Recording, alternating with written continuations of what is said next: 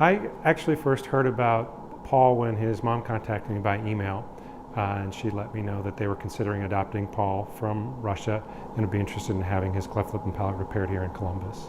Paul was born with a bilateral cleft of the lip and palate.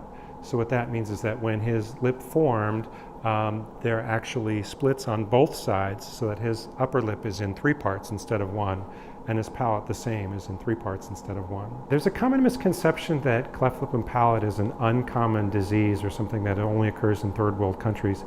Most people don't realize that cleft lip and cleft palate is in fact the most common birth defect next to congenital heart disease. Here at Nationwide Children's Hospital, we have a multidisciplinary cleft lip and palate team to care for these children, to take care of not simply the issues related to appearance, but issues related to their speech, their hearing, their dental development, and their psychosocial well-being.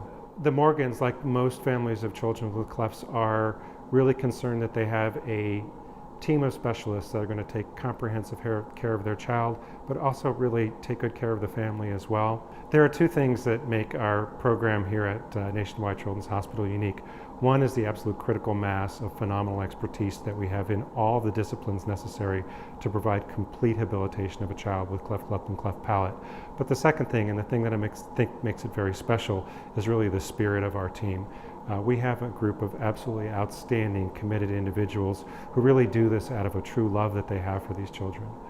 Our process for treating Paul is a little bit different than most children with cleft lip and cleft palate. Typically, I would repair a cleft like Paul's in 2 stages, the first being at 3 months and the second at 6 months, and then we would seek to repair his palate around 12 months of age. There is some importance to the timing of cleft palate repair because children that are born with a cleft palate, if it's not repaired before they develop a whole lot of expressive language, can develop maladaptive speech patterns. And so we typically like to get that cleft closed before about 1 year of age. Now Paul is already almost 2 years of age, and so repair of his palate really takes priority.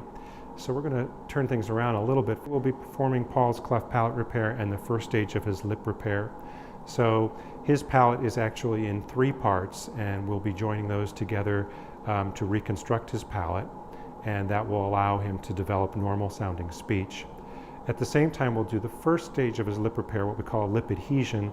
That allows us to start to reshape the lip and the nose so that when we do his final repair in the early part of next year, we'll get a much, much better result.